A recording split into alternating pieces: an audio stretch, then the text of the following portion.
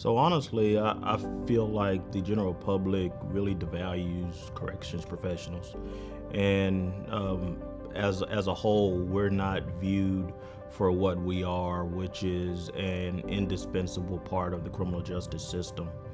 One of the things I'm passionate about is telling the story of our profession, telling my staff story, telling the story of my department, the good work that we're doing, the lives that we are changing, and the important contributions we're making to the safety of the people of the state of Arkansas.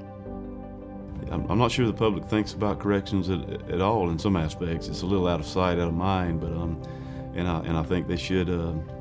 I think we should do a better job of communicating the responsibility that we have together to work toward safer communities.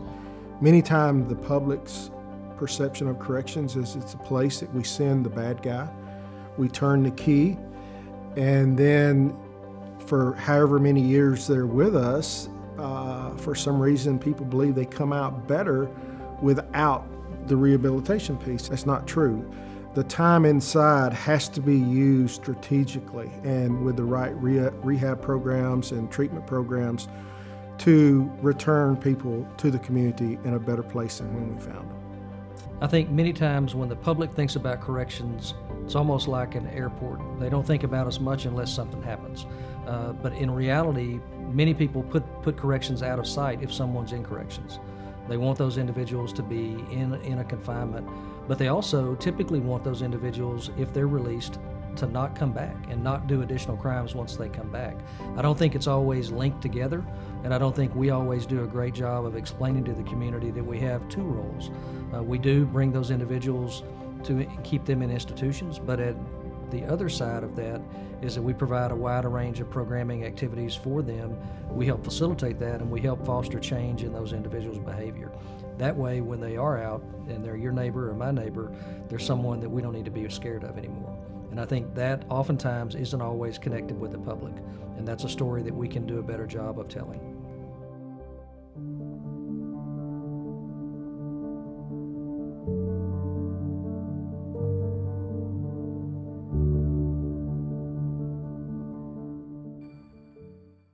A good criminal justice policy should be able to answer, to what end am I doing this?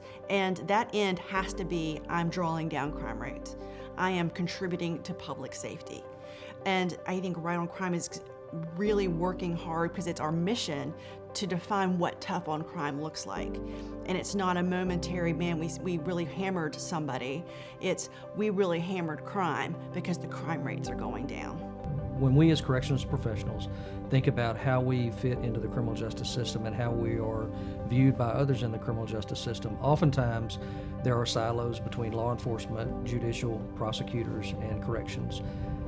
We can sit back and blame those individuals for not knowing us, but in reality, we have to do a better job of getting to know them and helping them understand what goes on once we receive an individual from them and what we can do with that. Oftentimes, we operate in a closed world, just as many other pieces of the system may do.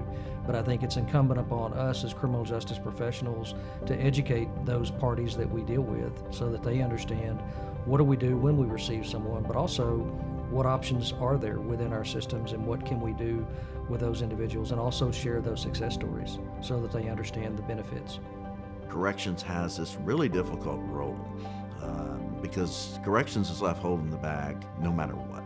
Whatever policies created at whatever capital, it comes down to the corrections department having to deal with the good, the bad policies in implementing that, and they have to be able to enforce the rules, but be able to address the individual needs of every single person that comes through.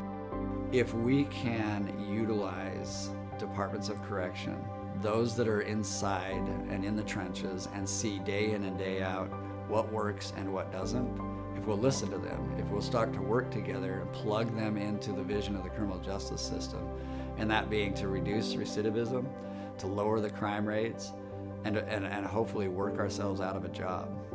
I mean, that is the goal here, but we can't do it if one major component of the criminal justice system is ignored, and that's the Department of Corrections.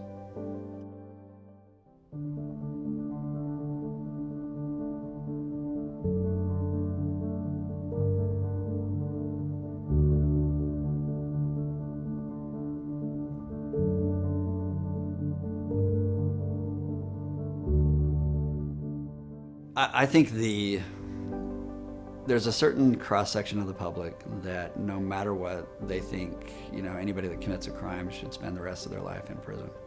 And you may not reach those individuals. But there are hundreds of millions of people in this country who have a better and more enlightened understanding that the criminal justice system needs to be improved. And if we can improve it, and if you start to see results, then it fuels that fire to make additional changes, to work on areas of the criminal justice system that have been neglected. It is the one system of government that has avoided transparency and accountability for decades. And that's because it's so easy to just simply yell out that you're going to be tough on crime. Well, tough on crime should mean that you're lowering the crime rates and you're reducing recidivism, not just that you're taking out all of your frustration on one particular individual and putting them behind bars for long periods of time. Instead, it should be thoughtful and it should be driven by data. So for me, I have passion for this because we as a family have been victims of crime. I have spent my career working in the criminal justice system. I have prosecuted and put bad guys in prison for long periods of time, but I have also represented some of those same individuals and learned that they're not all bad and that they do make mistakes, and that if we provide opportunities for them to be rehabilitated, then we have a more effective criminal justice system, and that drives me.